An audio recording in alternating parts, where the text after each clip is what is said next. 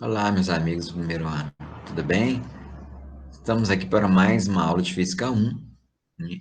E continuando a falar de forças, né? Que é esse capítulo 4, a gente vai falar agora da força de atrito, né?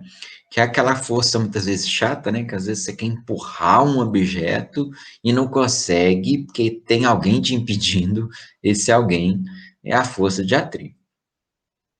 Em alguns casos, a vida seria bem mais fácil sem ela, mas em outros casos, seria bem mais difícil. Então, a gente não pode reclamar, né? Muito bem, o que é a força de atrito? Então, é essa força, né, que se opõe à tendência de movimento, né, entre os corpos. Você tenta movimentar o corpo, ele não sai do lugar. Essa força está ali te impedindo. E por que ela existe? Porque, na verdade, o que parece ser superfícies lisas não são, né? Muitas vezes as superfícies, se a gente for olhar microscopicamente, vai ver irregularidades, né? Ranhuras, e essas irregularidades, elas meio que dão uma agarrada uma na outra, dificultando o movimento, ok? Bom, tem dois tipos de força de atrito, a força de atrito estática e a força de atrito cinético. Vamos começar falando da estática. A estática é quando o corpo está estático, evidentemente, né? Ou seja, o corpo está parado. Corpo em repouso. Então, o corpo está em repouso, você aplica uma força F sobre ele e ele permanece em repouso. Se ele permanece em repouso, é porque tem uma força de atrito segurando, né? Anulando essa força aqui, né? Fazendo com que a resultante das forças seja nula, igual a gente viu na primeira lei de Newton. A gente percebe que se você aumentar o valor dessa força, muitas das vezes o corpo continua em repouso ainda. Significa que o atrito aumentou também. Ele aumentou de acordo com a força que você fez. Ele está resistindo mais, ok? Mas esse aumento não é indefinido, né? Quer dizer, vai chegar um ponto que você consegue tirar o corpo do lugar, né? Quer dizer, o força de atrito estático, ela tem um limite, certo? Se ultrapassou esse limite, aí então o corpo vai entrar em movimento. Esse limite é o que a gente chama de força de atrito estático máxima, aqui, ó. Vou chamar de FEM, tá? Quer dizer, o valor da força de atrito estático, ele varia de acordo com a força que você faz. Ele vai aumentando à medida que você aumenta a força, até alcançar esse limite aí, ok? Nesse limite, o corpo está no que a gente chama de iminência de movimento. O corpo está quase se movendo, quase, mas ainda não está se movendo. Você tem que ultrapassar um pouco esse limite para que o corpo, então, inicie movimento. Nesse caso, por exemplo, aqui, ó, o limite é 490 newtons. Em 490 newtons, o corpo fica parado ainda, tá? Se você aplicar 490,1, aí ele entra em movimento, ok? E isso a gente tem como calcular. Esse limite a gente calcula. A gente calcula com essa formulazinha aqui, ó. Força de atrito estático máxima é igual ao coeficiente de atrito estático, que é o μe aqui, vezes a normal, tá? Esse coeficiente de atrito estático, ele depende da natureza das superfícies em contato. Se elas são mais rugosas, se elas são mais lisas, o tipo de material envolvido, tem várias coisas envolvidas ali. No geral, ele já vai vir no problema, tá? E esse N é a força normal, né? É a reação normal ao apoio, ok? Quanto maior a normal, maior a força de atrito, né? Essa normal, numa situação como essa da figura, ela é simplesmente igual ao peso, porque no equilíbrio, uma força anula a outra, né? Mas nem sempre será, tá, pessoal? Então, vamos ficar atento com isso aí. Bom, e se o corpo entrar em movimento, aí o atrito não é estático mais, o atrito já é cinético, o FC, tá? Desde que você coloque o corpo em movimento, a partir do momento que ele entrar em movimento, o atrito já é cinético, né? Então, se você tem um corpo aqui com uma certa velocidade, e você faz uma força aqui para mover esse corpo, você vai ter uma força de atrito cinético no sentido contrário do movimento dele, ok? A gente vai chamar essa força de FC. E o módulo dela é sempre o mesmo. ele é constante. É diferente do estático, que varia de acordo com a força que você aplica, né? O cinético é sempre constante, e o valor dele a gente vai calcular nessa fórmula aqui, Fc igual a μc vezes n. Aqui é outro μ, não é o μe, que a gente viu na outra fórmula, aqui é o μc, né, que é o coeficiente de atrito cinético, que também depende das superfícies de apoio e tal. A gente vai perceber que, em geral, esse μc ele é menor do que o μe, tá? É mais difícil você tirar um corpo do lugar do que mantê-lo em movimento. Vocês já devem ter percebido isso. Se não percebeu, vai ajudar sua mãe a movimentar um móvel na sua casa, mudar um móvel de lugar, que aí você vai perceber. É muito mais difícil tirar o móvel do lugar do que mantê-lo em movimento. E aí tem esse gráfico aqui que é interessante, que ele mostra como que a força de atrito varia com a força que você aplica no corpo, tá? Então, a gente vai percebendo que quanto mais você aumenta a força aplicada, o atrito vai aumentando também, tá vendo? Até chegar no limite aqui, ó, que é o atrito estático máximo, e o corpo está na iminência de movimento, né? Entrou em movimento, rapidamente o atrito cai, e aí fica igual ao atrito cinético, e o atrito cinético é constante, independente da força que você faça, o corpo se manterá em movimento. Ok? Muito bem, para a gente entender melhor, vou fazer um exemplo aqui com vocês. Dá uma olhadinha nele aí.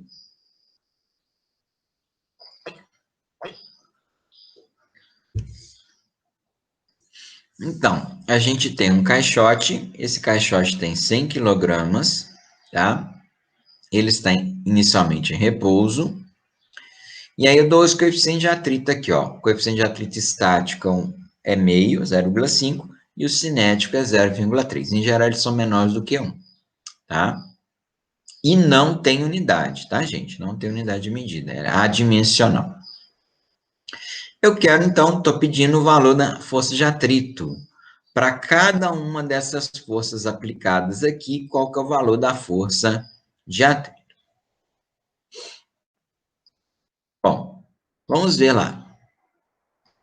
Para a gente saber se o corpo vai entrar em movimento ou não, eu preciso saber a força de atrito estático máxima. Então, vou calcular na fórmula μ vezes normal. O μ é meio, e a normal é igual ao peso, né? Porque as duas forças se equilibram aqui. Então, 100 kgf. Então, jogando na fórmula, meio vezes 100 vai dar 50 kgf. Essa é a força de atrito estático máxima. Mas lembre-se, nem sempre o atrito é igual a esse limite, não. No caso da letra A, por exemplo, ele falou que a força aplicada é 20. Como essa força aplicada é menor do que o máximo da força de atrito, esse corpo vai permanecer em repouso. Você vai ficar parado. A força de atrito estático é igual à força aplicada. Toda vez que ele estiver em repouso, a força de atrito estática é igual à força aplicada. Se aplica 20, a força de atrito estática é 20. E se você aplica 50, na letra B, a força aplicada é 50. É igual à força de atrito estático máxima, mas ainda permanece em repouso. Lembre-se que para entrar em movimento tem que superar esse limite. Não é ser igual, não. Se for igual, ele ainda permanece em repouso. Então, a força de atrito estática é igual à máxima aí, 50 kgf. Na letra C, eu coloquei o F igual a 51, tá vendo? 51 já é maior do que o limite é 50. Aí ele vai entrar em movimento, certo? Se ele entra em movimento, a força de atrito é cinética. Então, aí agora eu vou calcular a força de atrito cinética. O coeficiente de atrito cinética é 0,3, vezes a normal, que é 100, vai dar 30 kgf. Aí, a força de atrito é 30 kgf. E se a força for 60, que também é maior do que 50, maior do que o limite, também entra em movimento, e o atrito cinético é sempre o mesmo, 30 kgf. Ok? Então, o estático depende da força aplicada, né? Agora, o cinético não. O cinético é sempre o mesmo. Bacana? Muito bem, agora vamos falar de uma aplicação interessante, não só da força de atrito, mas também das leis de Newton, que é a questão do plano inclinado. né, as chamadas rampas ou rampões, né, que permite, por exemplo, a acessibilidade de um cadeirante, né, a um supermercado, né, qualquer lugar, né, ou a gente poder transportar, né, elevar alguns pesos para colocar num caminhão, por exemplo, utilizando uma rampa, né, torna muito mais fácil o processo, né, por isso que é interessante. Bom, então o que é um plano inclinado? Então são superfícies elevadas ou abaixadas, né, reclinadas de um certo ângulo que a gente vai chamar de θ, e serve exatamente para isso, né, para aumentar a acessibilidade, diminuir o esforço que a gente tem que fazer para suspender um corpo, para abaixar um corpo. Okay? Bom, por que isso, né? Vamos analisar fisicamente. Porque no plano inclinado, a gente tem a divisão do peso em duas direções. Uma direção perpendicular ao plano, que é essa PN aqui, e uma direção paralela ao plano ou tangencial, que a gente vai chamar de PT. Tá? Perpendicular a gente chama de normal, PN, e a paralela a gente chama de tangencial, PT. Então, a gente divide nessas duas direções o peso, de forma que, para mover o corpo, a gente só teria que superar o PT, né? A gente tem que realizar uma força, no mínimo, igual a PT, né? Quer dizer, o PN, ele não atrapalha a gente de mover o corpo, é uma força que a gente não precisa fazer. Então, você vai ter que fazer menos força por causa disso. Bom, usando um pouquinho de geometria, a gente vai perceber, tem um triângulo retângulo aqui, né, ó, tá o 90 graus aqui, a gente tem um triângulo retângulo aqui, o peso ele é vertical, né, esse ângulo θ é a inclinação do plano, a gente vai perceber que a soma do ângulo θ com o ângulo alfa tem que dar 90 graus, porque aqui já é 90, né, a soma dos ângulos internos tem que dar 180, então isso aqui é 90, θ mais alfa tem que dar 90, ok? Tipo, se o θ é 30 graus, o alfa é 60. E a soma do ângulo aqui entre o PT e o PN tem que dar 90 graus também, eles são perpendiculares entre si, ok? E aí, se esse pedacinho aqui é alfa, né? E esse pedacinho aqui tem que ser θ, porque a soma de alfa mais θ tem que dar 90. Então, a gente tem esse ângulo θ aqui. Portanto, eu provo matematicamente, é simples a gente enxergar, que o ângulo θ, que é o ângulo de elevação do plano, ele é o mesmo ângulo entre a força peso e a sua componente Pn, tá? Então, o θ vai ser para a gente a inclinação do plano, mas ao mesmo tempo ele é o ângulo entre P e Pn, ok? Isso permite que a gente calcule tanto Pn quanto Pt. Então, se a gente observar aqui na figura, a gente tem um novo triângulo retângulo aqui, ó, que é esse que a hipotenusa é P, PN é um cateto, e o outro cateto é esse pedacinho aqui. O PN, ele é o cateto adjacente. Lembra lá da trigonometria no triângulo retângulo? Então, se a gente pega o cosseno, por exemplo, né? O cosseno é cateto adjacente sobre hipotenusa, lembra?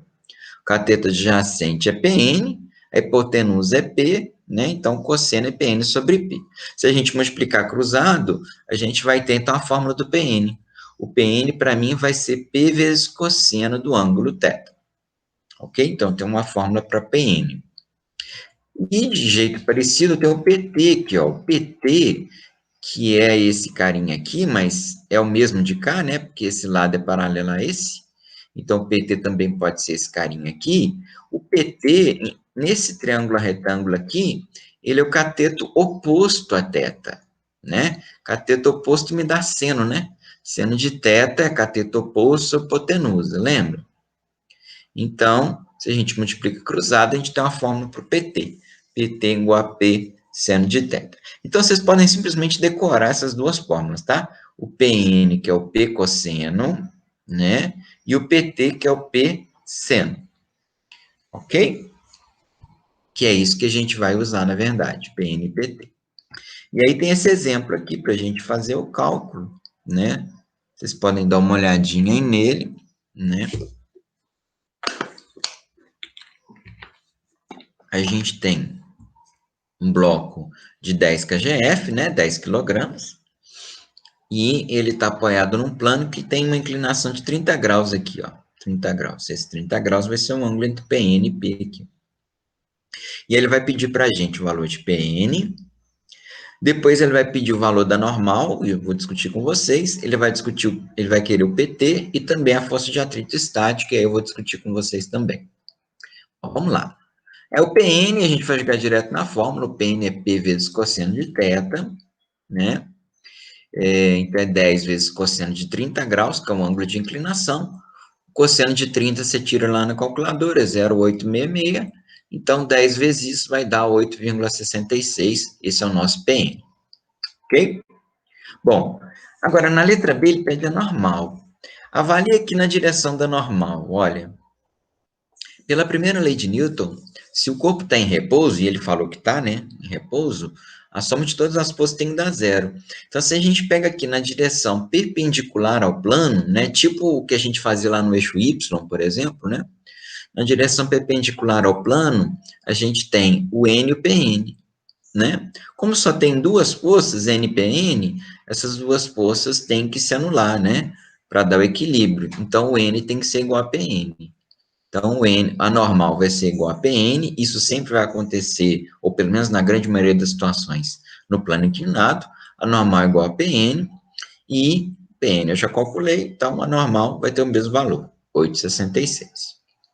Na letra C, ele pede o PT, né? PT, P vezes seno de θ, o P é 10, né? E o seno é seno de 30 graus, mesmo ângulo, né? Que a gente viu lá em cima, 30 graus. O seno de 30 é meio, 10 vezes meio vai dar 5 kgf. Esse é o nosso PT. E na letra D ele pede a força de atrito. Veja, se esse bloco não está escorregando, é porque tem um atrito, né? Porque senão, se não tivesse atrito, o PT ia fazer o bloco deslocar e descer pelo plano.